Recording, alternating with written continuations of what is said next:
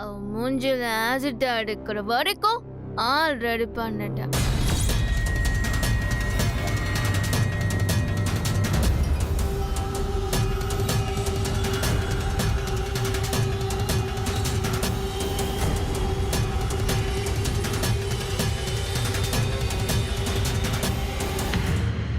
Acid யார் அடிக்க போறா? யார் அரேஞ்ச் பண்ணிருக்கான்னு சொல்லு. கேள் பாபு.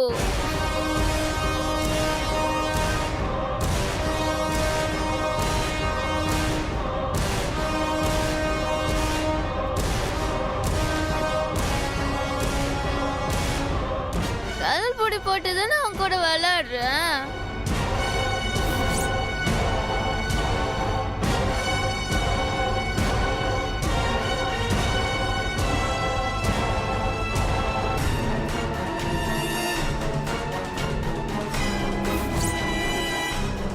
அவன் கலர் வாட்டர் கலந்து அடுக்கிற பம்பில் ஆசிட் கலந்து வச்சுட்டான்.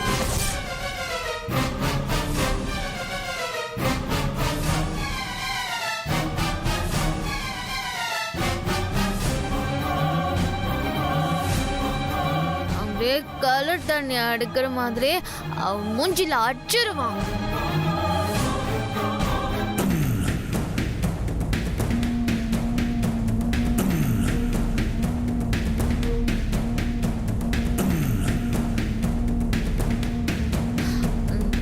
அது யாராலையும் கண்டுபிடிக்கவே முடியாது.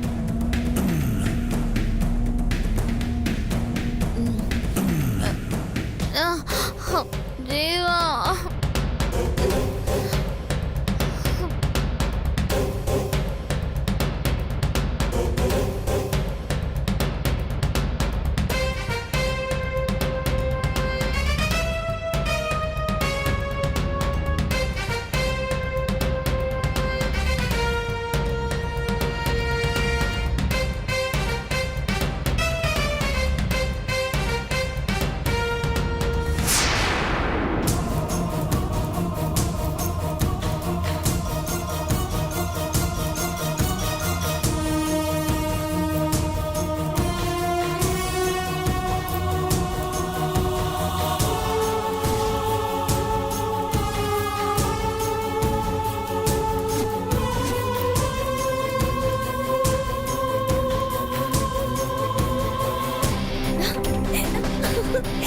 கோபி வாடங்க. ராசு சீக்கிரம் வா. என்ன மச்சான்?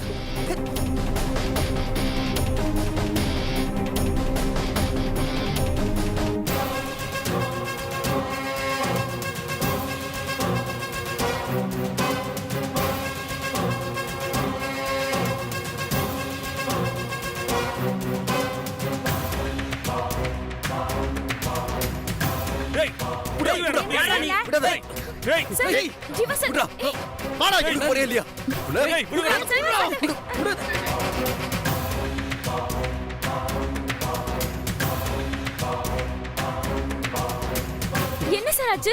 பூங்குடி, இவன் ஆசிட் அடிக்க வந்தது உன் மேலதான்.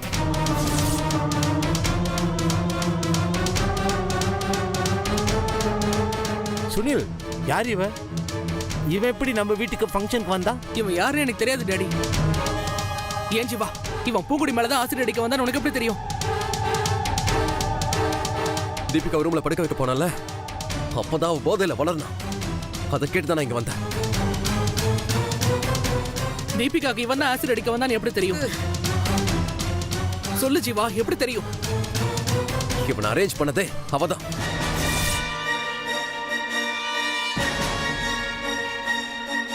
என்ன சொல்ற? ஆமா அங்கிள், தீபிகாவுக்கு என்ன கல்யாணம் பண்ணிக்கணும்னு ஆசை. ஆனா நான் பூங்குடியை தான் கல்யாணம் பண்ணிக்கணும்னு ஆசைப்பட்டேன். அதனாலதான் பூங்குடியை பழி வாங்கறதுக்காக. அதுக்காக என் வீட்டு ஃபங்க்ஷன் தான் உனக்கு கட்சிதா?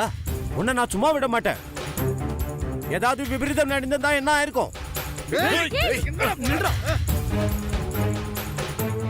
சுனில், உடனே போலீஸ்க்கு போன் பண்ணு. Okay daddy. பண்றது பண்ணிட்டு ஒரு அடி எடுத்து வச்சு நடந்த. Hello, police ஸ்டேஷனா?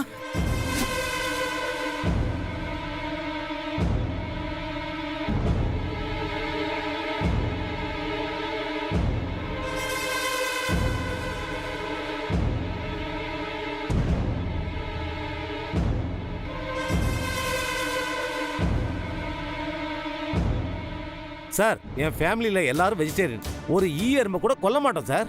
அப்படிப்பட்ட என் வீட்டு ஃபங்க்ஷனுக்கு வந்துட்டு ஒரு பொண்ணையே கொல்ல பார்த்திருக்கான் சார் இவன்.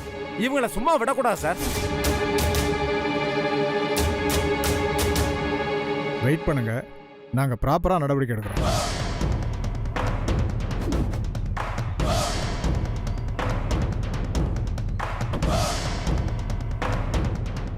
சார், அன்னைக்கு ஒருத்தன் காலேஜில் ஆசிட் அடிக்க வந்தான். அப்போ அவன் யார் மேல அடிக்க வந்தான்னு தெரியல. ஆனா இப்பதான் புரியுது, அவனும் பூங்கொடி மேல தான் அடிக்க வந்திருக்கான். கண்டிப்பா அவனை இவ அனுப்பி தான் சார் வந்திருக்கணும். இவ வீட்டுக்குள்ள வந்ததுல இருந்து நாங்க ஏகப்பட்ட சித்திரவதை அனுபவிச்சுட்டு இருக்கோம். டேய் விடுடா. அம்மா, எப்படிமா விட முடியும்? இவ என்ன கொஞ்சம் நெஞ்ச கொடுமையா பண்ணிருக்கா? அம்மா, இவ பூங்கொடி வீட்டுல வச்சு பண்ண டார்ச்சர் பத்தாதுன்னு இன்னொரு வீட்டு ஃபங்க்ஷன் கூட பார்க்காம பூங்கொடி முகத்துல ஆசிட் அடிக்க பார்த்திருக்கா. இது மட்டும் இவன் நினைச்ச மாதிரி சரியா பட்டு இருந்துச்சுன்னு வைங்க, பூங்கொடி நிலைமை என்னமா இருக்கும் கொஞ்சம் நினைச்சு பாருங்க.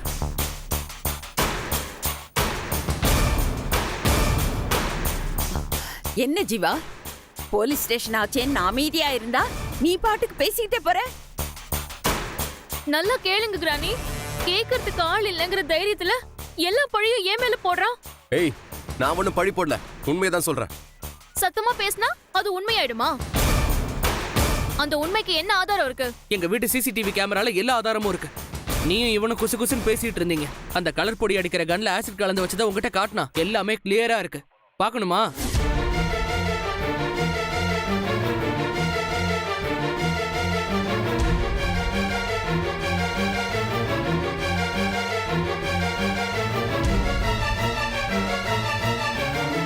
நீ எல்லாம் மனுஷ ஜென்மமா? இப்படி இன்னொரு வீட்டு ஃபங்க்ஷன்ல போய் இப்படி போய் பண்ணிருக்கியே, இது உனக்கே நல்லா இருக்கா? நீ எல்லாம் பூங்கோத நாச்சியார் வம்சமா? அதை கெடுக்கிறதுக்குனே வந்து பிறந்திருக்கி. ஆமா தேவி, நீ இப்படி நடந்துக்குவேன்னு நான் கொஞ்சம் கூட எதிர்பார்க்கல. உன்னை எந்த களங்கமும் இல்லாம மருமகளா என் வீட்டுல வாழ வைக்கணும்னு எவ்வளவு முயற்சி பண்ணிக்கிட்டு இருக்க. நீ இப்படி மோசமா நடந்துக்கிட்டியே.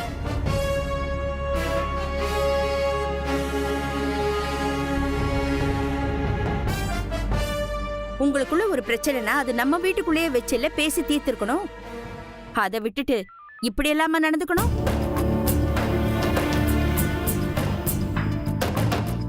நீ பண்ண தப்பால இப்படி ரெண்டு குடும்பமும் இங்க வந்து நிக்கிற மாதிரில ஆயிடுச்சு. ச்சே.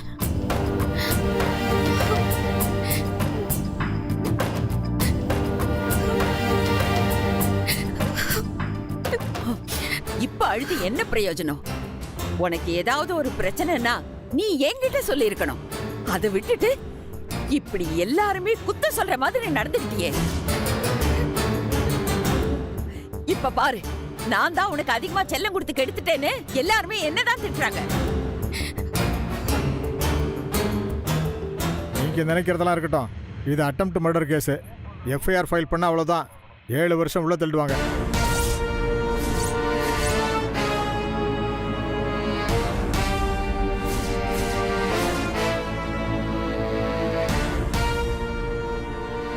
சார், தள்ளுங்க சார். அந்த மாதிரி பண்ணா கூட இவளுக்கெல்லாம் புத்தி வராது. வயசு பொண்ணா இருக்கு, மூக்கு மூலியமா வேற இருக்கு. உள்ள போனா அவ்வளவுதான், வாழ்க்கையே போயிடும்.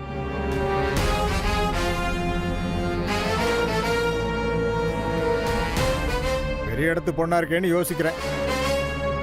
சார், பெரிய இடம் சின்ன இடம்லாம் பார்க்காதீங்க சார். அப்படி பார்க்கறதுனால தான் எல்லா தப்புமே நடக்குது. தீபிகாவை யாராவது திட்டினா என்னால பொறுத்துக்க முடியாது. இன்னைக்கு இவள நானே இழுத்து போட்டு அடிக்கணும்னு அவ்வளவு கோவம் வருது.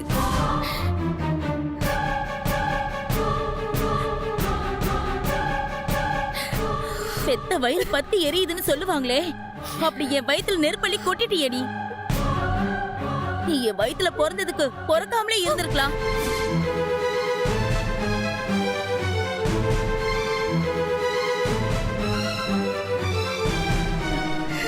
இப்படி வந்து அவமானப்படுறதுக்கு மலடின்னு அவமானப்பட்டிருக்கலாம். பிள்ளைங்க பண்ற தப்புனால பெத்தவங்க எவ்வளவு கஷ்டப்படுறாங்கன்னு இப்போ உங்களுக்கு தெரியாதுமா? எங்க வயசுல எங்க நிலைமையில வந்து நிக்கும் போது தான் உங்களுக்கு தெரியும். இவெல்லாம் எங்க உருப்பட போறா? கண்ணீரை டிஷ்யூ பேப்பரை தொடச்சு போட்டுட்டு ஜிங்கு ஜிங்குன்னு பின்னாடியே வந்துருவா. இந்த ஜென்மத்துல இவளை யாராலையும் திருத்த முடியாது. ஜீவா சொல்ற மாதிரி இவளை ஜெயிலுக்கே அனுப்பிடலாம்.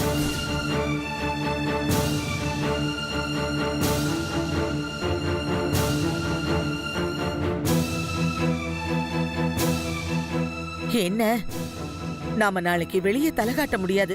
அதான் பாக்குறேன். பூங்கோதன் நாச்சியார் வம்சத்துக்கு தீராத களங்கம் வந்து சேர்ந்துரும். அதான் யோசிக்கிறேன். இல்ல இவள பாட்டி, இப்போ இவளை நினைச்சு நீங்க வருத்தப்படுறதுக்கு பதிலா அவ தப்பு பண்ணும்போதே கண்டிச்சு வளர்த்துருக்கணும்.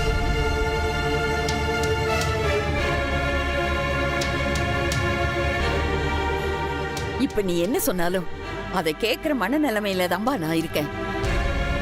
ச்சே, இதெல்லாம் கேட்கணும்னு என் தலை எழுத்து. ஜீவா, நீ சும்மா இரு. சந்தர்ப்ப சூழ்நிலை தெரியாம எதுவும் பேசாத.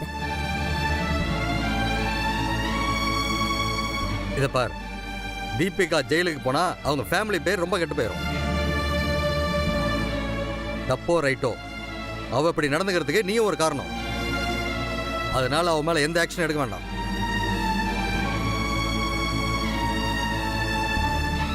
அது கரெக்டு தான் சார். எஃப்ஐஆர் போடாமல் இருக்கிறது தான் சரி. ஜீவா, நீ உன் ஃப்ரெண்டு கிட்டயும் அவங்க அப்பா கிட்டயும் பேசி கம்ப்ளைண்ட்டை வாபஸ் வாங்க சொல்லு.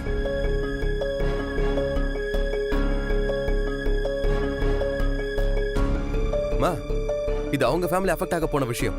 இதெல்லாம் ஒண்ணுமே பண்ண முடியாது.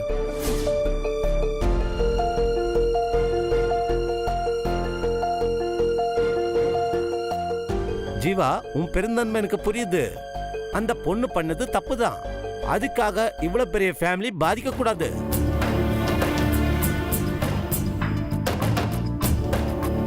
நீ எவ்வளவு பெருந்தன்மை நடந்துக்கிறியோ அதே மாதிரி நானும் நடந்துக்கணும் இல்லையா? எஸ்ஐ சார், நான் இந்த கம்ப்ளைண்ட்டை வாபஸ் வாங்கிக்கிறேன்.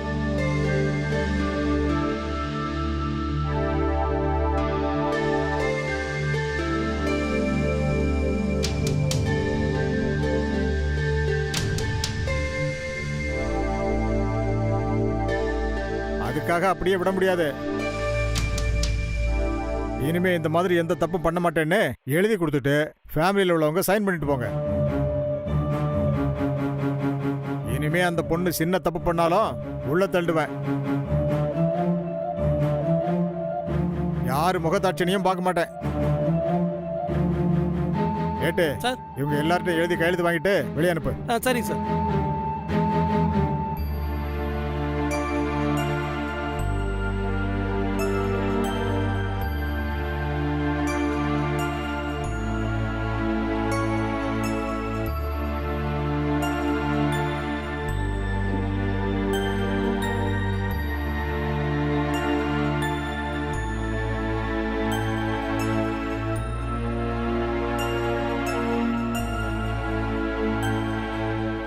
இப்படி போலீஸ் ஸ்டேஷனுக்கு வந்து கையெழுத்து போடுற அளவுக்கு பண்ணிட்டியே. இப்படி நடந்துகிட்டதுக்கு நீ செத்துருக்கலாம். இல்ல இதையெல்லாம் பார்க்காம நான் செத்துருக்கலாம். சரி, நடந்தது நடந்து போச்சு. இனிமே யாரும் இதை பெருசுபடுத்த வேண்டாம். வா தீபிகா. எங்க கூப்பிடுற? என்ன, ஏன் இப்படி கேக்குறீங்க? ஏன் வீட்டுக்கு தான். உன் வீட்டுக்கு வந்துதான் அவ ரொம்ப கெட்டு போயிட்டா. அவளா கெட்டு போனாளா இல்ல மருமகன்னு நீ சொல்லி கெடுத்துட்டியான்னு தெரியல.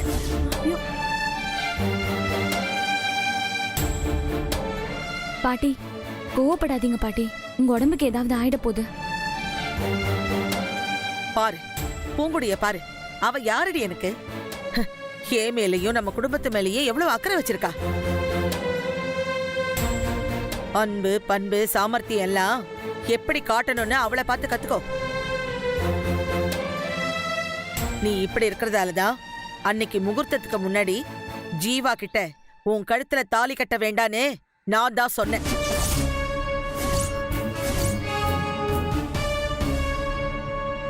பார்வதி, அத பத்தி பேச வேண்டிய இடம் இது இல்ல.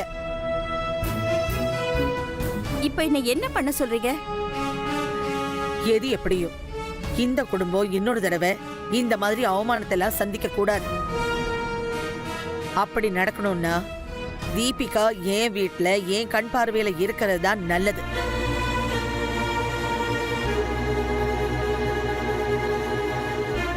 இல்ல, நான் பாத்துக்கிறேன். வேணாம் ஐயா, இது வரைக்கும் நீ பாத்துக்கிட்டதே போதும்.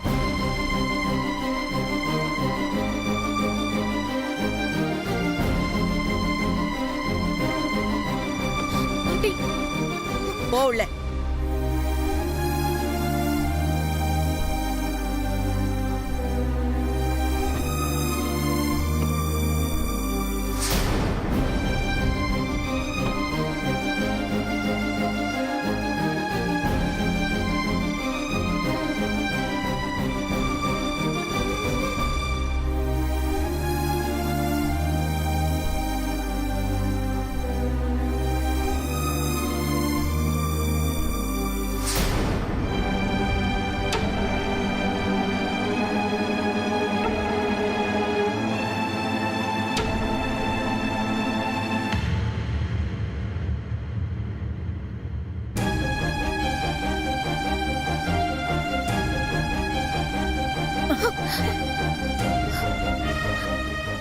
பாருங்க, உங்க பேத்தி என்ன காரியம் பண்ணிருக்கான்னு பாருங்க.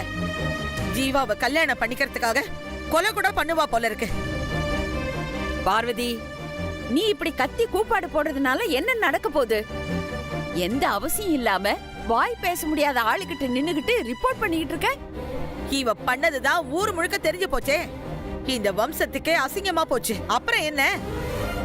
இந்த குடும்பத்துல இவ்வளவு கொடூரமா வந்து சேர்ந்திருக்கா. ஏன் பார்வதி, நீ பண்ண கொடூரத்தை விடவா தீபிகா பண்ணிட்டா? நான் கொடுமை பண்ணனா? நான் என்ன பண்ண? பாத்தியா சீதா, உன் மாமியார் எப்படி எகத்தாளமா கேள்வி கேக்குறாங்கன்னு. அன்னைக்கு நாம ஏற்பாடு செஞ்ச மாதிரி ஜீவா தீபிகா கழுத்துல தாலி கட்டி இருந்தானா இன்னைக்கு ஏன் இந்த பிரச்சனை வரப்போகுது?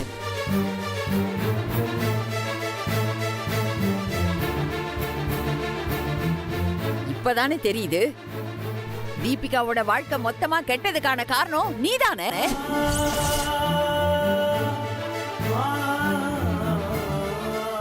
இவ கெட்டதுக்கு காரணம் நான் கிடையாது, நீதான்.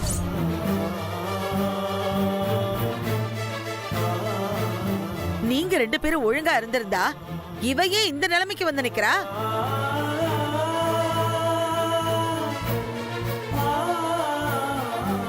ஜீவாவுக்கு இந்த கல்யாணத்துல விருப்பம் இல்லைன்னு தெரிஞ்சுதான் அந்த கல்யாணத்தை நிறுத்த நான் வழி சொன்னேன்.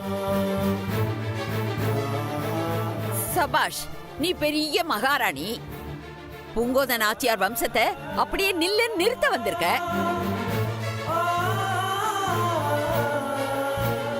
மன வர வரைக்கும் வந்துட்டு ஒருத்திக்கு தாலி ஏறலன்னா அவ மனசு என்ன பாடுபடுன்னு உங்க யாருக்குமே தெரியாது.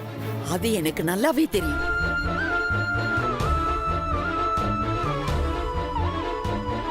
அன்னைக்கு நான் அனுபவிச்சேன். இன்னைக்கு அதே கதி என் பேத்தி தலையில வந்து விடிஞ்சிருக்கு. அன்னைக்கு அப்படி எனக்கு நடந்ததுக்கும் நீதான் காரணம். இன்னைக்கு தீபிகாவுக்கு நடந்ததுக்கும் நீதான் காரணம்.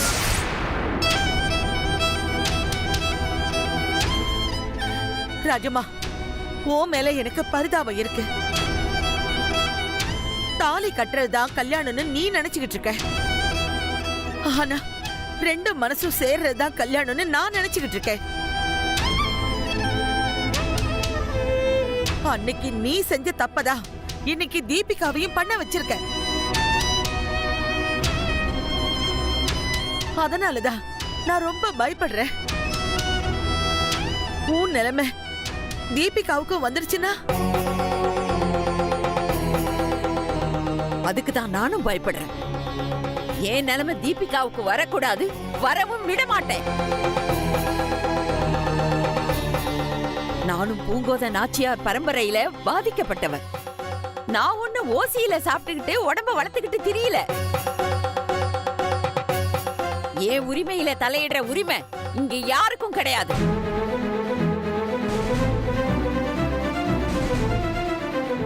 நான் இந்த பரம்பரையில பிறந்தவன், நீ வந்து கலந்தவன்.